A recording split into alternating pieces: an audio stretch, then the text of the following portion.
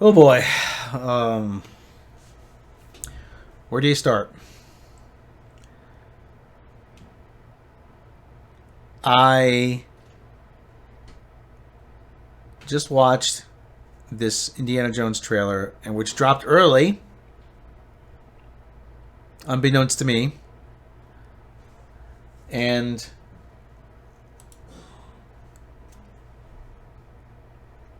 let's just say that everything I've heard, everything that I'm suspecting, everything that I'm fearing appears to be true. This was the last property Kathleen Kennedy had to screw up. This is it. This is it. This is the last thing she had to do. And I've said time and time again, she must have been up in her home office late nights, half empty bottle of wine, staring at a picture of Harrison Ford, looking at a poster of Raiders of the Lost Ark, and asking herself, how do I ruin this? It is a movie made to star a straight white man in a franchise titled after a straight white man, starring a straight white man, fighting other straight white men, set in an era where the hero has to be a straight white man. And she just kept thinking to herself, how do I ruin this? How do I ruin this? And then the light bulb went off. And we get this. We read the leaks.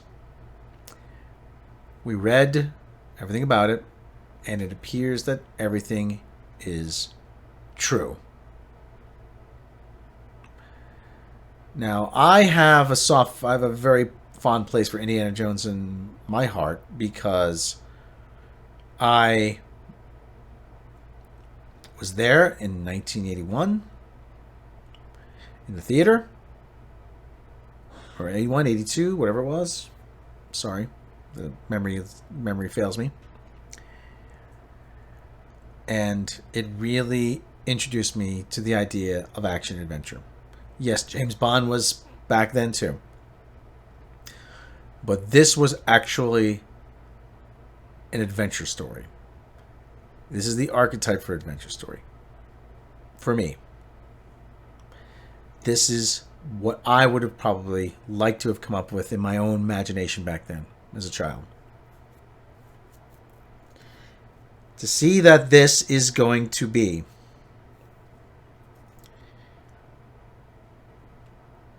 butchered at the hands of one Kathleen Karen Kennedy is just. I know we shouldn't treat movies as something sacred, as something sacrosanct, but at the same time, they do become part of us, part of our history.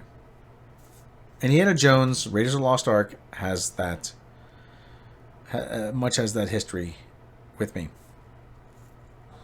I think I'm being schmaltzy. You think I'm being overly nostalgic? I don't think I am. There's a special place for a lot of people. And to see it treated like this. Granted, and we haven't seen the whole film yet, but everything that has been leaked is in this trailer. As we can see here.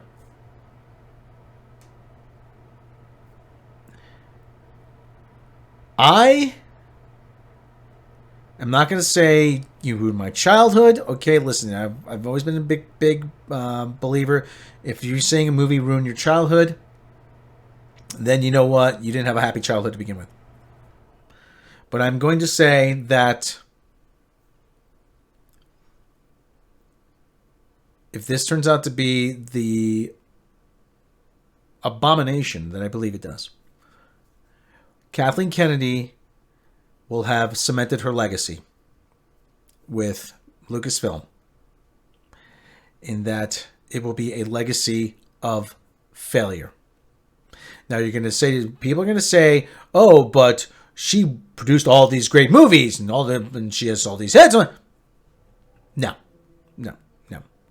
I remind you that Phil Jackson could only coach a basketball team if Michael Jordan was playing, and she had the benefit of being in the right place at the right time with the right talent around her.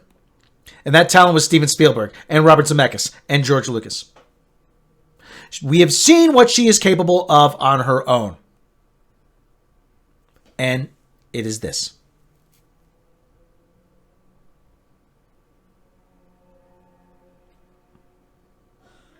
Words escape me. Words really escape me. I don't understand why this had to be this way. It could have been so much better. You could have just sat on this movie. You could have sat on this. You could have sat on Star Wars. You could have sat on everything. And everything would be just much better off by now. But no. You had to get your greasy little mitts on it, didn't you, KK? You got your greasy little mitts on it. You couldn't leave well enough alone. Anything would be better than this. Well, and to give it a stupid name like the Dial of Destiny. The Dial of Destiny. The Dial of Destiny. And somebody please explain to me Phoebe Waller-Bridge. Explain the appeal of Phoebe Waller-Bridge. She's not particularly attractive. She doesn't do anything for me. Then again, who am I to talk? She's not particularly attractive. She's not a good writer. We've seen what she does. We've seen what she does to all these properties. She is the destroyer of franchises. We've seen what she did to Star Wars. She dragged that movie down. We see what she did to James Bond. She dragged that movie down with her, kicking and screaming. Explain it to me. Explain it to me. Explain to me what her appeal is. I can't find it.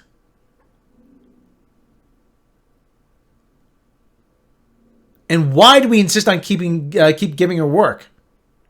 Why? I don't understand. I don't understand. I don't understand it. Help me out here. We couldn't leave Indy alone. We couldn't leave it alone. If you were going to do this, you could have just said this. Again, this comes back to her, like she kept thinking, how do I ruin this? She could have said to Spielberg and Lucas, listen, take 18 months, come up with an idea, okay? Then come back to me. Take as much time as you need. No, we got this. And James Mangold's going to do Old Man Indy. We know it. We know he's going to do it. That's the only thing he's capable of doing. And I love Ford versus Ferrari, okay? It's a great father-son story. I love Ford versus Ferrari. But this is going to fall into the same trap that Old Man Indy fell into. The Old Man Logan fell into. Okay? Anyway. I want to be wrong. I want to be wrong. But I don't think I'm going to be. I really don't. Well, anyway. That's it. I mean, it's all there on the screen. It's all there for you.